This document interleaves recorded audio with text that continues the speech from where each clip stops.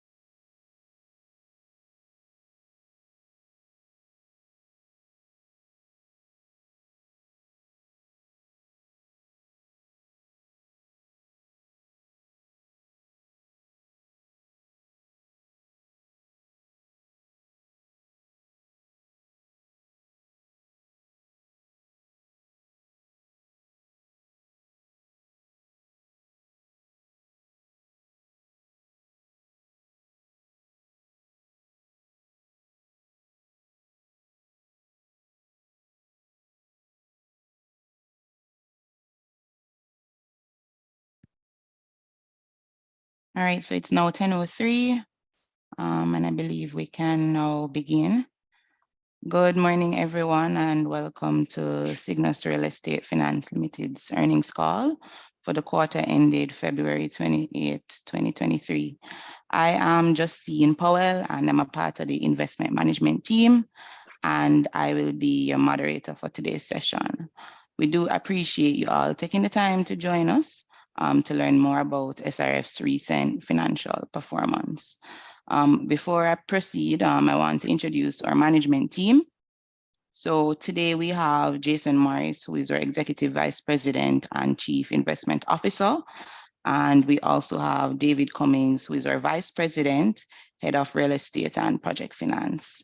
So they will be taking us through today's presentation. Now, during the call, SRS management team will discuss the financial results for the quarter and the half year. We'll also provide some updates on the business operations. And of course, we will outline our progress as it relates to the company's strategic objectives. Now, following the presentation, we will open up the call for questions from our investors, analysts, and so on. Before we begin, I'd like to remind everyone that some of the statements may contain forward-looking statements. These are subject to various risks and uncertainties that could actually cause the future results to differ materially from our expectations. At this time, I'll now turn over to our Executive Vice President and CIO, Jason Morris. Thank you, Justine. Good morning, everyone. Welcome again. Okay. First thing up is that this is an earnings call, and the actual unaudited financial statements are on the website of the Jamaica Stock Exchange, as well as on the SYGNUS website under real estate, and that the interim financial statement should be read in conjunction with the last audited financial statement so that you get a full perspective of what the company is doing. Now, let me start off by listing a number of major achievements as usual. During the period, we would have, last earnings call, we would have spoken about the fact that subsequent to the end of the quarter, we would have closed an acquisition. So we can now report, given we are reporting on the actual quarter, that we would have closed that acquisition of 58 Lady Musgrave Road, and we now own both 58 and 56 Lady Musgrave Road, and David will provide additional information on that. So the combined value of these two adjacent assets is just a little over $571 million on the balance sheet. And of course, I have to say that one of the assets is generating a small amount of lease income. And the plans for that are for the utilization of these two assets are progressing well, but I'll leave that for further on in the discussion. Next achievement would be, the big asset that we're executing at the moment, which is One Belmont. It's now at 82% completion, and we expect it to be completed in another couple of months. And effectively, we have 4 floors that are leased with at least 10-year US dollar equivalent agreements that are renewable. So that is progressing well. Third thing I like to highlight is the book value per share of SRF is $22.32, up 7.6% versus same time last year. I know that the stock price in the market is under severe pressure. Of course, we're in an environment where interest rates are rising, and rising interest rates are not very friendly to stocks. But I just like to highlight this and point out that the assets on SRF's balance sheet, all of which we have not unlocked the full value of many of these. I mean, I think more than 2/3 of the balance sheet represents raw land. So, as we go through time, that value will be unlocked. So the book value per share is a very good marker as to where we should be relative to where the stock price actually is. Final thing is that the investment portfolio, the real estate investment portfolio of SRF has achieved a new milestone. I think for the first time, where we have topped 14 billion Jamaican dollars.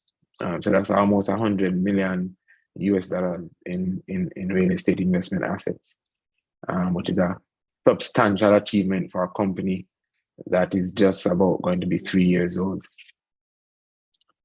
Next slide. Now looking at the 6-month performance, financial performance. Could you go to the next slide, please?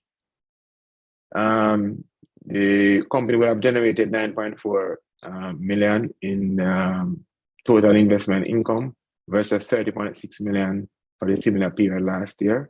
Of course, total investment income would have been impacted by two main things. One would have been a rise in interest expense, driven by the fact that as we are nearing the period where we're exiting or harvesting some of our investments that we made in 2020 and 2021. Obviously, we are also looking at deploying capital into rolling out or unlocking value in some of the assets that are on the balance sheet. And so for the short term, we are utilizing debt to do that. As we get repaid, as we harvest investments and get repaid and exit, then what we'll obviously do is pay down some of those debts and reinvest some of those money into new projects. So this is expected in terms of where we are on an interim basis. I also like to point out that a part of SRF's big strategy, obviously, because we are looking to unlock value into real estate assets, there are normally timing differences between when that value is unlocked and when capital is deployed.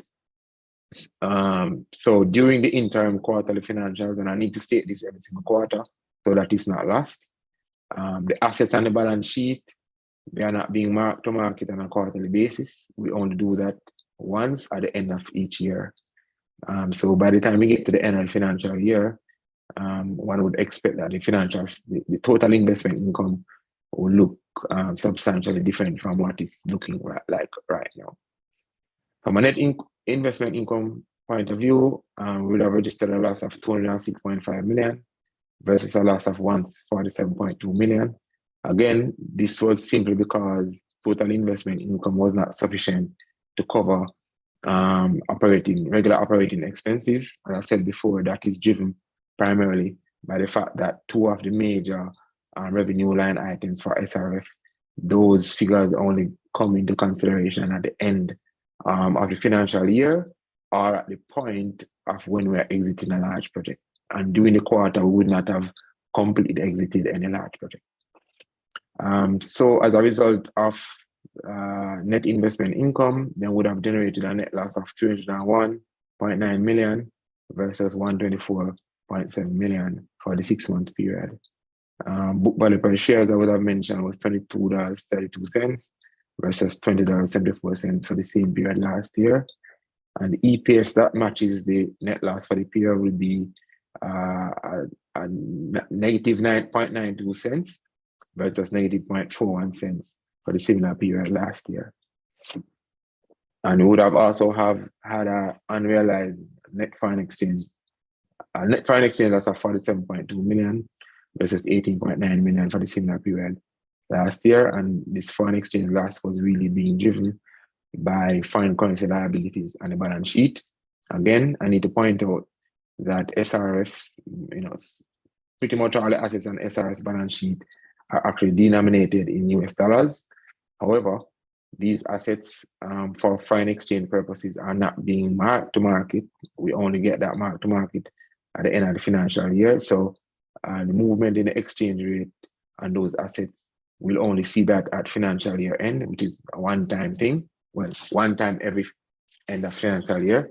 While on the liability side, where we have debts, those are actually financial assets for accounting purposes, and those are marked to market. And this is what is giving rise to the unrealized net foreign exchange loss for the 6-month period.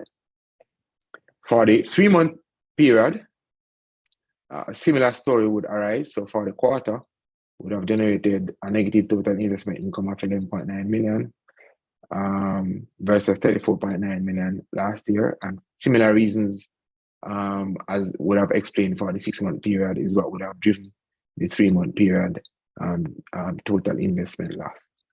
Net investment income in following the same trend was a loss of 124.1 million versus 59.8 million last year.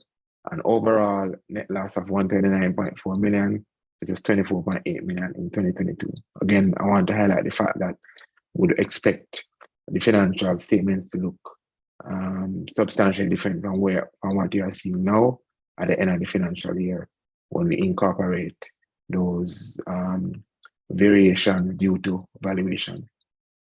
The book value per share is the same, obviously, for the 6 months as well as for the 3 months. The basic earnings per share would be negative 0.40 Jamaican cents versus negative 8 Jamaican cents for the same period last year. And for the quarter, we actually had a foreign exchange gain of 19.5 million. So the loss versus 4.5 million last year.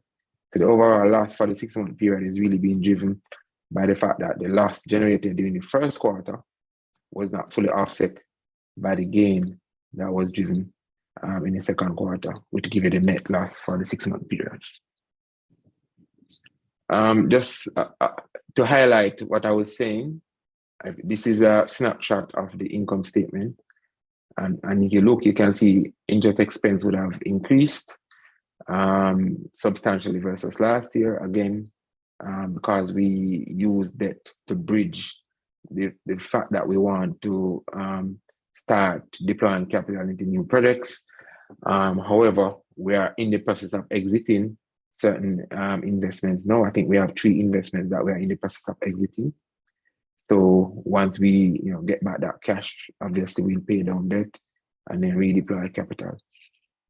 And as you can see, there's no gain on investment property for interim period, and there's no the share of gain or loss on joint ventures is very small during these interim periods because substantial revaluation actually takes place at financial year end.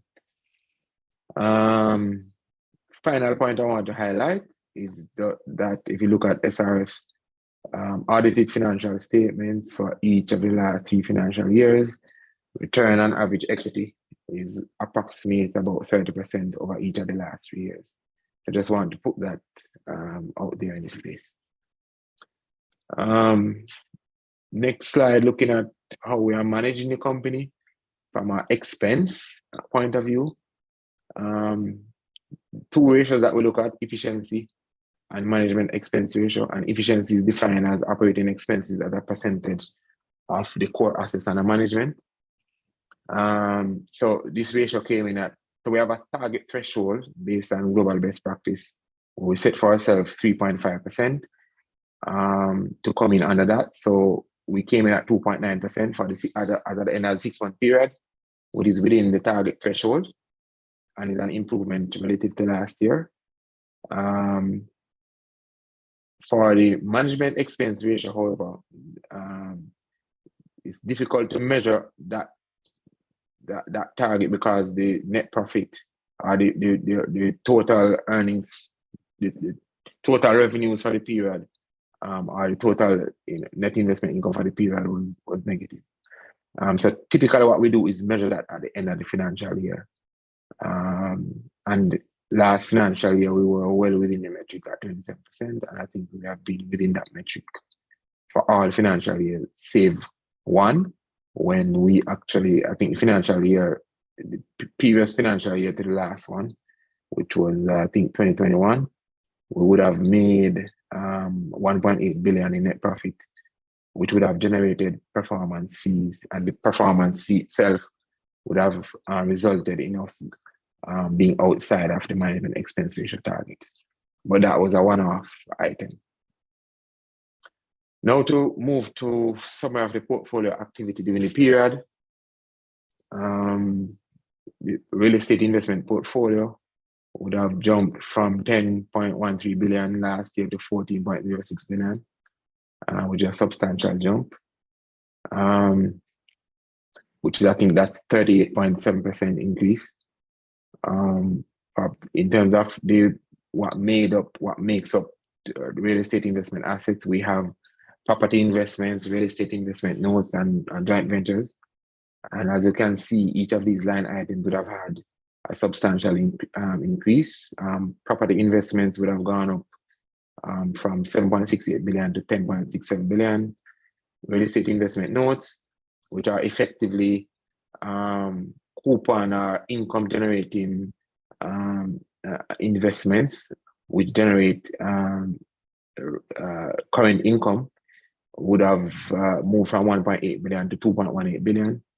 Now we're actually in the process of harvesting some of our real estate investment notes, which means they have gotten to the end of their investment life and we are getting repaid as buyers or purchasers of the units that would have been financed using those notes. It gives us back that cash from sale proceeds. So you can expect that over the next 1 to 2 quarters, you might see substantial fluctuation and volatility in real estate investment notes, which are going to be converted back to cash as we exit those investments. Of course, at the same time, we are working on initiatives and other projects to start deploying those capital into new real estate investment notes. So you're going to see volatility in this over the next 1 to 3 quarters.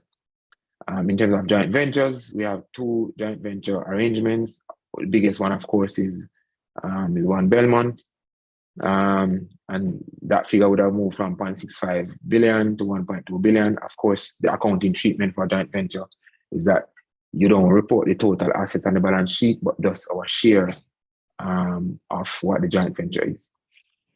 In terms of deployment, we would have stepped up our deployment efforts over the 6-month period from 1.05 billion last year to 2.03 billion this year.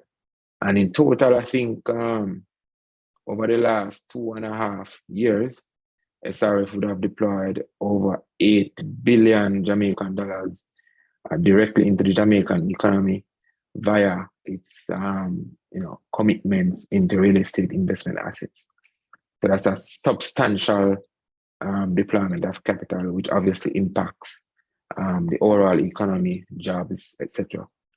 We had on the balance sheet 345.7 million Jamaican dollars in dry powder, Obviously up substantially from the similar period last year where we had 66.7 million. This amount, of course, excludes undrawn construction loans for the One Belmont development, which itself is close to 700 million. Of course, this cash is not sitting idle. It is being deployed into new assets, also being utilized to pay down debts, pay down liabilities, as we are, exiting investments. In terms of investment allocation, you can see that SRF, in terms of real estate category, is broadly diversified, from different types of residential assets, different types of commercial assets, different type of industrial assets. But by and large, the largest exposure is to hospitality, which of course, Miami Bay is the main driver of that, with more than a third of the allocation to that asset. Of course, we'll provide some additional updates on where we are with that project. In terms of investment allocation by investment category, again, as I made at the start of the presentation, 3/4 of our investments are still in the investment property classification, which means that there's a substantial value to be unlocked from the assets that are being held on the balance sheet.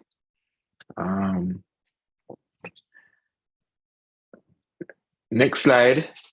So the next segment of the presentation is we are now taking a look at the major projects and key strategic assets. I won't go through slide 12 here. I mean, this is just a listing of the assets that we have on the balance sheet. Only comment I want to make is that you can see that SRF is very diversified. We have a good mix of commercial assets, assets in the residential space, assets in the hospitality space, and assets in the industrial space. As we go through time, obviously, we're going to unlock that value for our shareholders. Now I'll invite David to, very briefly give us some updates on some of the major strategic assets that we have on the balance sheet. Thanks, Jason, and good morning, everyone. As you can see on your screen, the first one is the SYGNUS Alternative project, which is set to be the new country headquarters, showroom, workshop, spare parts location for IMCO Jamaica, the local Caterpillar dealer. We're expecting to exit this one prior to June. The project itself has achieved a path to completion, and they pretty much we're into the handover mode. At the moment, landscaping is taking place, and as you can see on the screen, this one is pretty much in the closeout phase as is displayed there. So next slide, please. One Belmont. This is as Jason would have pointed out, one of our flagship commercial projects. Again, this project itself is nearing completion. We are on track for completion in the summer of 2023, so just a few months away from completion. Those of you who may have driven past on Belmont Road will have had the opportunity to see it's quite an impressive design, and it is over 82% complete as of this moment. It's going well. The tenancy is also going very well. 4 or 5 floors leased with strong interest for the final floor. And as you can expect, this will be a landmark architectural piece on the New Kingston landscape in the years to come. Next one, please. Miami Bay. You would have seen public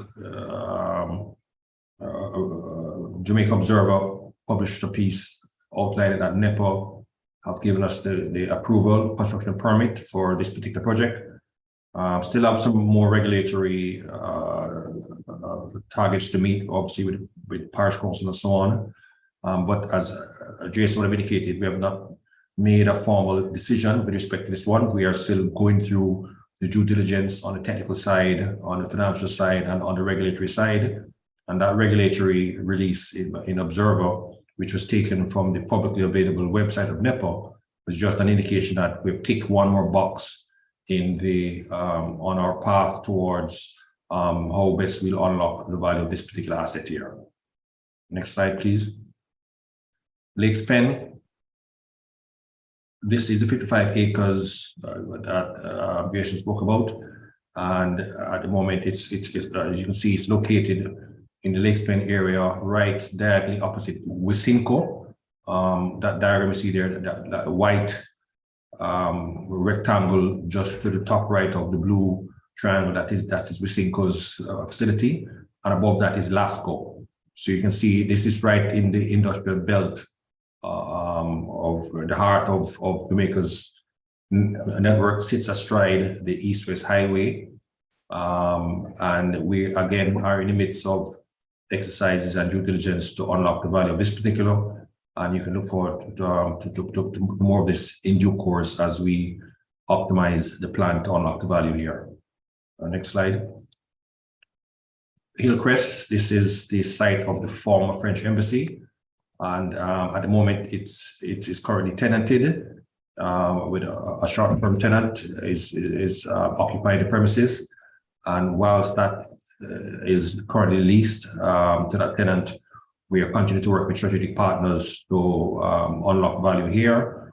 Again, it's 3.2 acres in Kingston 6, which is a very lucrative asset to have on the books here, and our real estate team is working with quite a few interested strategic partners as well here, and we will fairly choose the path that will unlock the most value for our shareholders. Next slide, please. Lady Musgrave Road, this is the one Jason spoke about at the very beginning. We acquired 58 Lady Musgrave Road on the right-hand side, and it's currently rented out. But the beauty of this acquisition here is that we have now 2 lots adjacent on Lady Musgrave Road, 56 and 58, and that yields us 1.2 acres, which is to have 1.2 acres along Lady Musgrave Road, which is about to be widened to 4 lanes. You can see how much of an important strategic asset this is, and our team is in advance planning, obviously working with the regulators, NEPA, etc., so on, to see the best way we'll unlock the value here. But the main achievement here is that to acquire 1.2 acres with adjacent lots on Lady Musgrave Road has been a big boon for our shareholders and investors. Next slide, please. That's it. I'll hand back to Jason. Yeah, thanks, David. So we're now moving into just giving some insight in some of the third-party reasons that we have financed. So David, you can also take these 3 very briefly. Sure. Okay. Surreal at the sugar mill. We are in the process of the exit here. I think about half the units have effectively been transferred, and that process continues in terms of the conveyancing between the respective attorneys. So essentially, this project is we're mid-exit, and the exit continues with this particular project here. These are the units that are located on Sugar Mill Road in Montego Bay. Next one. Ocean's Edge. We are at a slight pause with respect to Ocean's Edge.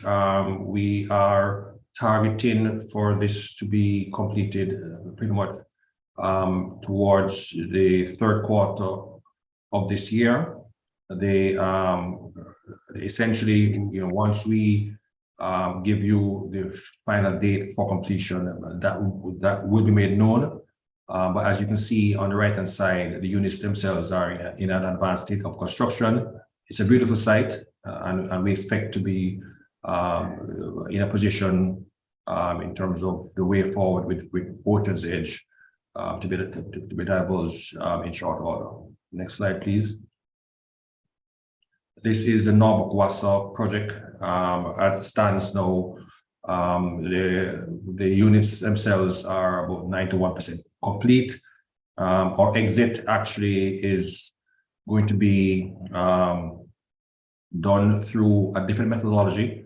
but essentially, you may or may not have heard the news with respect to the developer here. But the bottom line is that our exit has been secured through the securities that were involved, and we expect to be able to move on in terms of the exit as one of the options for exit that was programmed into the project. Next slide, please. Thanks, David. So, just moving on to the strategic objectives of SRF in terms of providing an update. Real estate is a pretty boring asset class, right?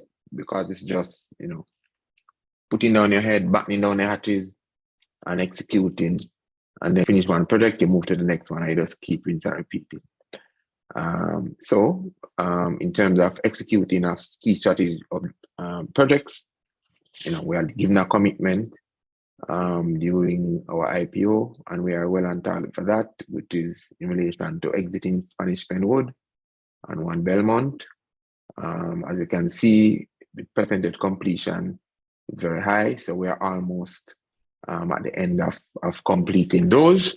And of course, once you complete, then you exit to get back your cash, and then you rinse and repeat. Pretty boring stuff, but pretty good stuff as well.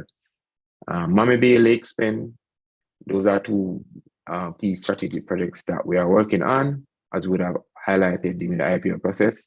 Monadroy, which is a residential joint venture. I'm sure that perhaps by the next earnings call, we may have more update on that. But that is going to be an exciting, we're pursuing an exciting project there, which we don't want to reveal too much before the right time. But this is a project that we're looking to execute on. So we'll provide more on that. And David already provided update on 56 and 58. So these are, I guess you could say, the 4/5 projects that we are working on aggressively to move to unlock shareholder value from these assets, while we are completing Spanish Penwood and the One Belmont. And of course, at the same time, we have exiting progress, which we would have spoken about, and looking for new opportunities to deploy capital into new regions. In terms of pipeline for the Caribbean region, so we have actually identified some pipeline projects, and we'll provide more update on that once they come to fruition. So in terms of ensuring that we have adequate dry powder on the balance sheet, as you can see, at the moment we are good with that. Because what we are doing currently is just harvesting from the 3 exits that we have currently taking place this fiscal year. And of course, in terms of raising additional debt capital over the interim period to finance projects that we may need, whether those are construction loans, etc. As projects reach those phases, then we will raise the financing as appropriate on a per project basis, or if required on a at the group level. But we are ways away from that at the group level stage, and on individual project stage. Once we are very firm, we will make those announcements on a call like this or within the earnings release. Final point is just last quarter would have hinted at this, and would have also stated it in the annual report, which would have been already released to shareholders, that as we are entered the first harvesting phase for SRF, obviously once we conclude the harvesting, then a dividend will more than likely be considered at some point during the calendar 2023, in keeping with what would have told shareholders during the IPO, initial public offering of SRF. So, I mean, that's it in a nutshell.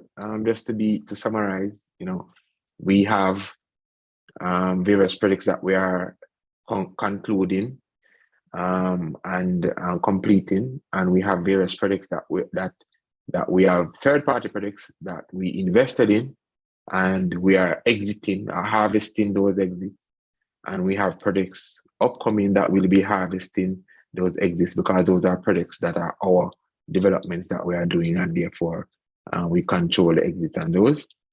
And we continue to manage the balance sheet of the company in accordance with the lumpiness of real estate investment assets, where you have to do the investments up front, and then manage your projects to the end, and then exit, and you rinse and repeat. And from that we pay dividends, and then we rinse and repeat.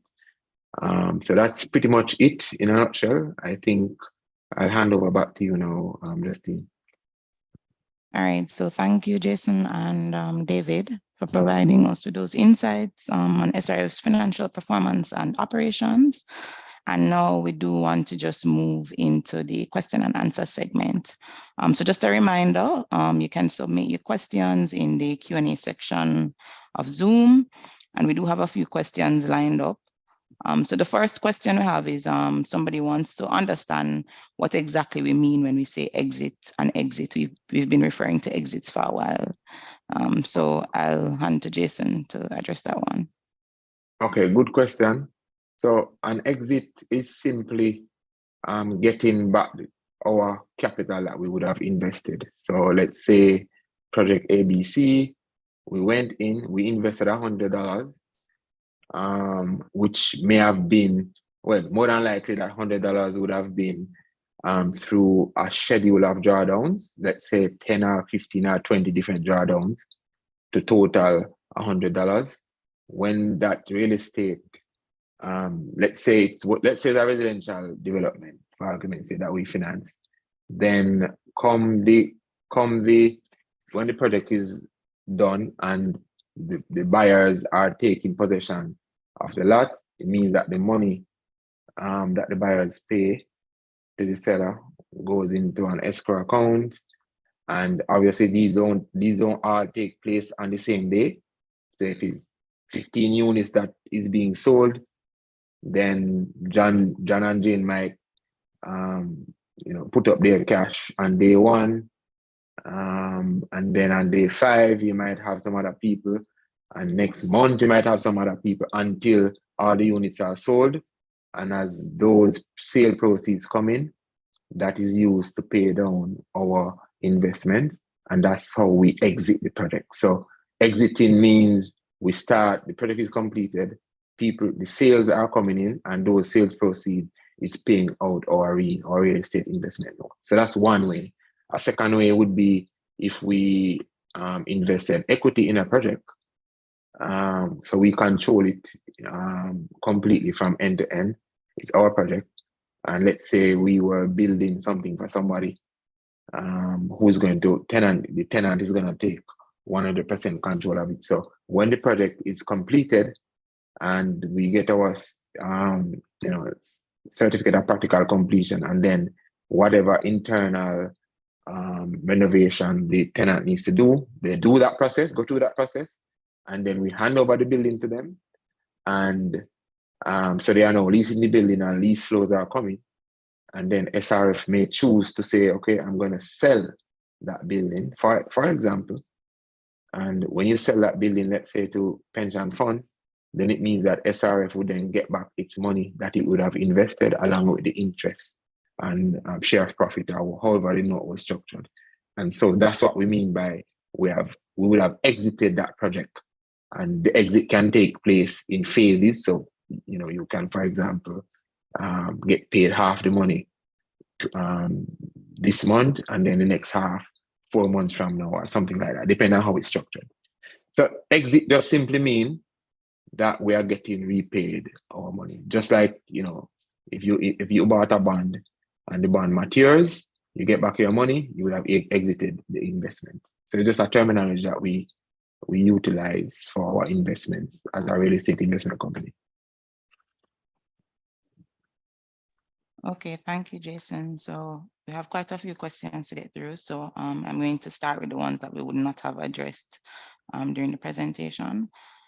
So we have another question. How much cash is expected to be received at the end of the financial year from the completion of the projects? Good question. I obviously won't reveal that, let's say that it is anywhere between 1 to 2 billion.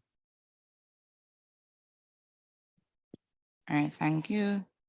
We have another question here. Do you see a softening of the luxury residential apartments space, possibly? Good question. So, I mean, you have to look at a luxury residential space, and you have to take it in context. And David can chip in here after I've given a first stab at it.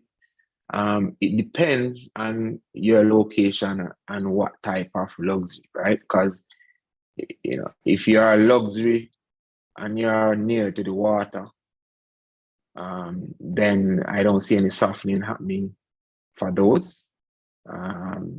You know, that space is very, very, very vibrant. Obviously, you have, so it depends on the price point of the luxury, and it depends on what it is, right? If it's a townhouse, I'm not seeing softening there, but again, it depends on what the price point is, right? If it's ultra luxury versus just luxury. If it's apartment luxury, then that's also a different matter. You could have an oversupply, perhaps, of apartments that could be happening. I haven't seen those numbers myself, but that could actually be happening, or that may happen based on the direction of how you know, the major developed market economies go, because a lot of buyers are from actually those markets. And if you know, if you have, let's say, a recession happening in those markets, then you could have a softening locally. But typically in Jamaican real estate, well, by and large, Jamaican real estate is still underappreciated relative to the value that you can get in more developed markets. But this is really a demand and supply dynamic. We know that in the luxury space, you have a lot of supply coming on the market, but we are not seeing a softening per se. As to what happens in the future, that's anyone's guess. But the segment of the market where we are playing, we are looking at very small footprints, you know, 16 luxury units, 20, 25, 30. That's kind of the space where we play, very small. And or if it's on the coast where you are by beach with water, you know, the price of those are still going up, because the persons who are demanding those normal economic conditions don't necessarily have that material impact on them. I'm not sure if you want to take a stab at that, David.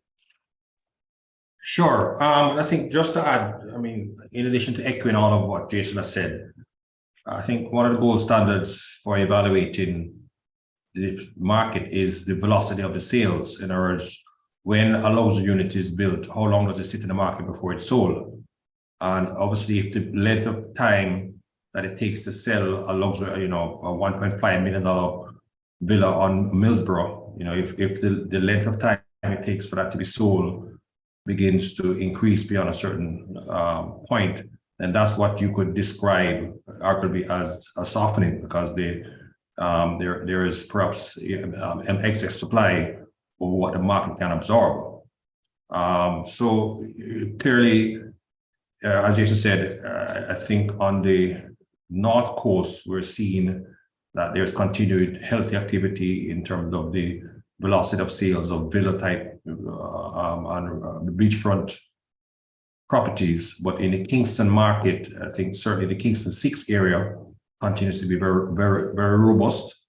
But there's also a distinction between apartments versus townhouses and villas, because there are not very many townhouses being built at this point in time. Most people are building apartments. So if there is any area that may be under a bit of pressure, it probably more be on the apartment side as opposed to on the townhouses and villas, because there are more factors you have to take into account: the price of land and how much returns developers are getting from what they're paying to buy property to do these developments. So there's a number of different factors that go towards making the determination if the market is softening or if it is stagnant. But I think the biggest one would be probably through the MLS system, and to see how long are the luxury units sitting in inventory before they get sold. And that would be the best indication of whether or not there's a softening going on. Okay, thank you, Jason and David. So the next question says, what of Lake Spen Logistics? So I'll speak to that one. As I indicated when we were going through the main presentation, that's 55 acres that we have on the balance sheet. And clearly, we have to be responsible in terms of how we unlock the value here. The market itself has been continually evolving over the last few years through COVID, and we have to be constantly reevaluating what it is that the market needs for us to put a 55-acre development onto the market. And you need to understand not where the market is today in 2023, but where will the market be in 2 years' time when any development that we contemplate here comes out. You know, it's a bit like Wayne Gretzky, that very famous ice hockey player. When he was asked what makes him such a great hockey player, it was he would work out where the puck is going to be, and he would skate there, the puck would come to him, and he appeared to be a great player. Everybody else is chasing the puck. And when you translate that to Lake Spen, we can't afford to on behalf of the investors, to go chasing the puck because of what seems to be in vogue today. We need to anticipate where the puck is going to be in 2 years' time when any product we do at Lake Spen is coming to market, and that's what we are working on now. So when we eventually come out, we'll be delivering on behalf of our investors and shareholders something that the market is demanding in terms of where the puck is going. So that's the approach. We haven't made a decision as yet. We're still doing the work behind the scenes, and essentially, we are positioning this to unlock the value, at the appropriate time. Okay, thank you, David. I believe some of these questions may have been addressed. So I guess just in case the responses were missed. Notices stepping up of activity at the IMCA site. We expected that to be out of the way by March. Any definitive update? Yes, I gave this update as well during the main presentation. You are correct that there is a stepping up of activity. It's because we are approaching the closeout phase. The hoarding is down, so when you go past it, you will see the full beauty of the new facility. We are a few weeks away from completion. We have already hit the practical completion, and we expect that we'll be out of this particular project here in the next few weeks. So yes, there is an increase in activity, and that's because we are moving into the closeout phase. Okay, thanks, David. All right, another question. What then is the indicative time for the company to emerge from the doldrums of negative bottom line and reduced revenues? So let me take that one. So as I say, on good observation, but as I keep saying, every interim earnings call, the nature of SYGNUS Real Estate Finance's financial statement is that during the interim quarters, we're going to have negative earnings, are likely to have negative earnings unless we have completely exited a particular investment before the financial year end. And that's because, obviously, of the fact that we have valuation exercise only once per year. So both FX movements and the actual value of the assets on the balance sheet, that only take place once per year. The joint venture agreements or joint ventures that we are in, that valuation takes place effectively once per year. But those are our major assets that we have deployed a lot of capital in. So this is what I meant when I said there's a lumpiness in SRF's earnings, which is something that we have some strategies around trying to smooth out. But the lumpiness normally goes away at the end of the financial year. So if you look at last year, we had similar negative earnings during this period, and the end of the financial year, we had very decent earnings. The financial year before that, same thing happened. So the 2 financial years that we have, last 2 financial years would have had the same type of interim financial statements, simply because the way our real estate work, you deploy all the investment upfront, wait until the project is finished, and that's when you harvest or exit the investment, and that's when you see the return being reflected in your income statement. And that's because our business is not really buying finished real estate assets and holding it for lease income. Obviously, on a go-forward basis, that could become part of what we do, but only on a strategic basis, because our average investment horizon is really 3 to 5 years. And on average, we're trying to stick to a 3-year investment horizon. Obviously, COVID would have put paid to the first investment life cycle actually being 3 years, because logistics and supply chain disruptions put paid to every real estate investment project everywhere in the world in terms of timeline. But we're out of COVID now, and obviously battening down the hatches and pushing ahead. So it may be that because we have a 3 to 5 year investment horizon, we could hold some assets, even though they might be finished. Rather than exiting 100%, we exit 50%, for example, hold on to the asset, earn some lease income on it, and then sell it a year later, 18 months later, 2 years later. Would still be within our 3 to 5 year investment time horizon, but would have basically garnered a higher rate of return by being able to sell it for a higher valuation than selling it when the project is complete. So those are some of the things that you'll see happening as the company evolves. But I have to recall that the company is 3 years old, and we have made a profit every single financial year. And the return on average equity for SRF is actually 30%. The book value per share for SRF is $22 per share. So the interim negative financial statements, shouldn't be, well, certainly it's not a surprise given what would have happened over the past, I think, 6 quarters of earnings releases versus what has happened for each of the last 2 financial year end periods.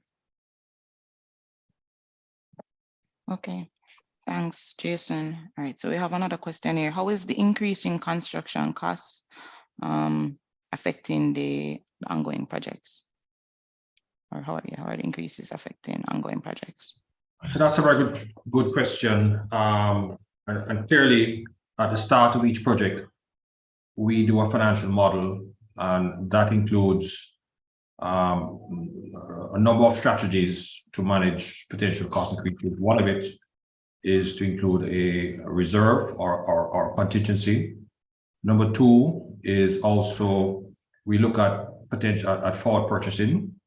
For example, with the Belmont project, when we saw steel prices increasing as they were last year, we did a forward purchase of over 800 tons of steel in advance and paid that in full as another strategy to manage cost increases. 3, another strategy that we use is value engineering, which is where you sit with a professional team and you look for, are there ways that you can optimize either the design, optimize the construction methodology, or some other way in which you can reduce the costs of a particular part of the design of the overall project. So it's not a one and done in terms of or a silver bullet. You need to clearly have a good quantity surveyor who is very transparent and very au fait with what's going on in terms of the market.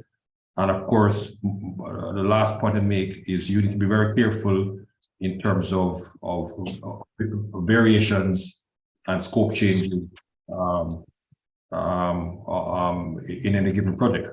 So it's a number of different things that need to be done in order to manage costs, material costs on projects. And of course, we here at SYGNUS employ all of the above in terms of doing our best to manage these costs. Okay, thank you, David. Another question, do you expect the fair value gain on investment to exceed 800 million at the end of the year? Good question. Obviously, I can't answer that at this moment because fair value gain is a component of two things. One of them is a component, obviously, of the underlying project and how it's advancing, but a big factor in fair value gain as well, or loss, is movement in interest rates. And at the moment, interest rates are moving higher. And so if interest rates go higher, then the movement interest rates can actually offset actual underlying movement in the underlying asset value. So that's fair value gain. But I'm going to go further to say that I assume the question that may actually want to be asked is whether or not valuation gain, which is strictly speaking on the financial statement, slightly different from fair value gain. Valuation gain, obviously, in Jamaica, the value of real estate assets have been rising over the past year, given how high inflation has been, and obviously movement in terms of sale of various properties or transactions that would have been executed of similar type to the properties that we have on our balance sheet. From a valuation gain, we certainly expect to have substantial value. As to what the number is going to be, I couldn't tell you that, I'm not a valuator, but I would suspect that the number would be a decent positive number. I hope I've answered more than the question that was asked. Okay, thank you, Jason. All right, so we have a little bit of time left, so I'm going to take just a few more questions. Do we have any projects that keep us up at night because they're not progressing as we wish they would? If yes, do they present any or represent any significant financial risks? Well, I think the responsible answer here is that as custodians of your money as a publicly listed company, the shareholders, all projects keep us up at night, in that we have to be constantly thinking of ways to optimize the entire project. So the short answer is that, you know, if projects weren't keeping us up at night, then we wouldn't be working as hard to be custodians of your investment. Now, in terms of translating that into risk itself, you know, clearly we maintain a robust risk register for each project, and we have weekly meetings to review the risks on every project. So we do have a good framework and governance mechanisms to manage risk on each project. But the fact of the matter is that, you know, all projects, whether they're going good or they're going not so good, they keep us up at night. Because the ones that are going good, you want to find ways to improve it even further. And the ones that are not so good, you want to find ways to turn them around. So the short answer is that all projects keep us up at night. Okay, thanks, David. It's 10:59. The last question. Has the increase in reinsurance cost affected any of the development plans? If so, how?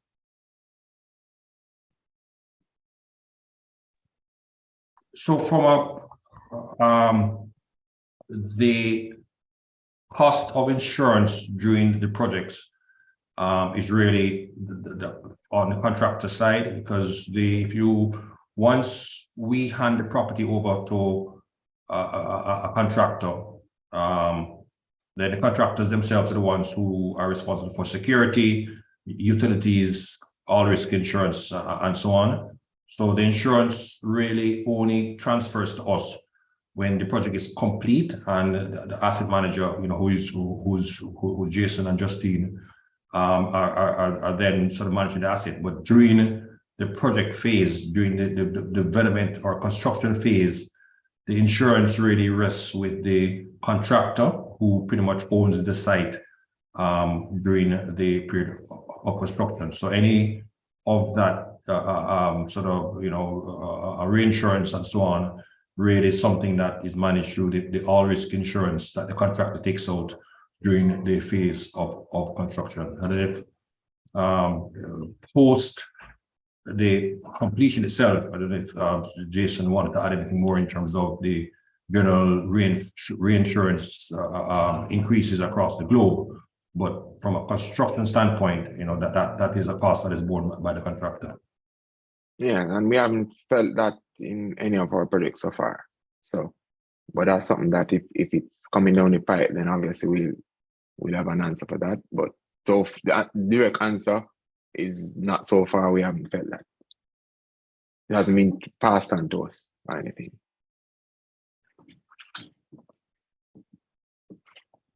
Okay, thank you, Jason and David. So it's now 11:01. So unfortunately, we took as many questions as we could. So I do want to take this time now to thank everybody for joining and participating in today's earnings call.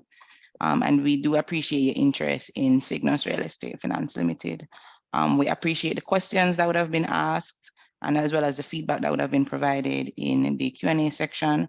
And we do hope that we would have provided you with some very useful insights into SRF's financial performance and the business operations. As I said, due to time constraints, we weren't able to address all the questions submitted. However, we do encourage you to reach out to our investor relations team for any additional information or clarification that you may need on a particular topic that wasn't covered.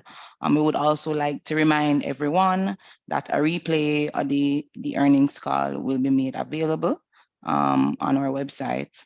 And yes, we want to thank you all for joining us today, and we do look forward to speaking with you again at the next earnings call. Have a great day, everyone.